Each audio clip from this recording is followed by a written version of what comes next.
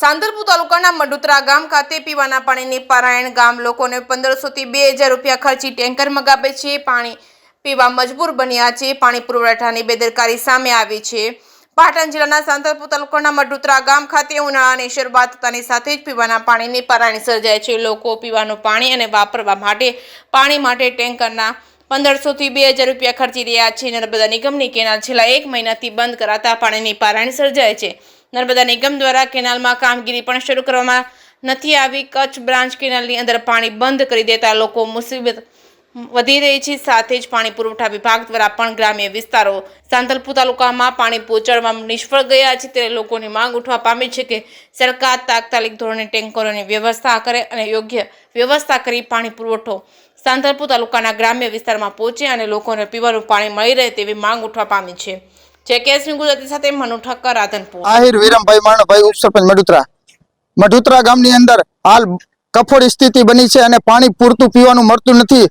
30 દિવસથી પાણી આવતું નથી અને કેનાલમાં પહેલા પાણી મળતું હતું પીવાનું, તે પણ હાલ સફાઈ કરવાનું બાનું કાઢીને નિગમના સાહેબો દ્વારા તાત્કાલિક ધોરણે કેનાલ ખાલી કરવામાં આવેલ છે અને કોઈ કામગીરી પણ હાલ કેનાલમાં ચાલુ કરવામાં આવેલ નથી અને પાણી પુરવઠા વિભાગ પણ આંખા ડાકાન કરે છે. અમે લેખિત તથા મૌખિક રજૂઆત કરેલ છે પણ સરકાર તંત્ર કોઈ ધ્યાન આપતું નથી. એટલે તાત્કાલિક ધોરણે ખાસ અમારા આહિર સમાજની લગ્ન ગાળાની પણ ફૂલ સિઝન ચાલુ છે તો બહુ માણસોને પાણી પીવાની તકલીફ પડે છે. તો આ સરકારને અમારી ખાસ રજૂઆત છે કે અમારી આ રજૂઆતને ધ્યાને પગલે તાત્કાલિક ધોરણે પાણી પીવાનું પૂરું પાડે.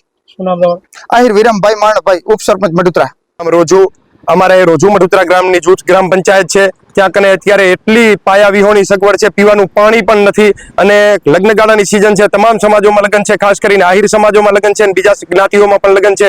ત્યારે બાઈ માણસોને દૂર દૂર સુધી પાણી ભરવા બેડા લઈ લઈને જવું પડે છે. પાણીનો ટેન્કર મંગાવે, ગરીબ માણસ પાણીનો ટેન્કર મંગાવી શકતા નથી. પાણીના ટેન્કર વાળા 1200 રૂપિયા લે છે, 1500 રૂપિયા લે છે, તોય સારું પાણી, મીઠું પાણી મળતું નથી. એટલે સરકારશ્રીને અમારી નમ્ર વિનંતી કે લેડીઝોને હેરાન ન થવું પડે. લગ્નગાળાની સિઝન છે, લગ્ન જેની ઘરે પ્રસંગ હોય એમને હેરાન ન થવું પડે. એટલે મહેરબાની કરી અને પીવાના પાણીની સગવડ આપો, પીવાના પાણીની ઉપલબ્ધિ કરાવો. પીવાનું પાણી નથી, દૂર દૂર સુધી ભાટકવું પડે છે. લેડીઝો આ તડકાની હેરાન થતી 48 ડિગ્રીના તાપમાનમાં પાણીની સુવિધા નથી. કેટલા વંચિત ગામ સરકાર વાતો કરે છે કે અહીંયા ઘરો ઘર અમે પાણી પહોંચાડીએ છીએ, પણ ઘરો ઘર પાણી ક્યાં છે? કોઈ જગ્યાએ પાણી નથી. એટલે મહેરબાની કરીને સરકારને વિનંતી, કેનાલ જલ્દીથી જલ્દી ચાલુ કરાવે. 15 દિવસથી પીવાનું પાણી નથી આવ્યું તો પીવાના પાણીની સગવડ અમને અપાવે. જય હિન્દ.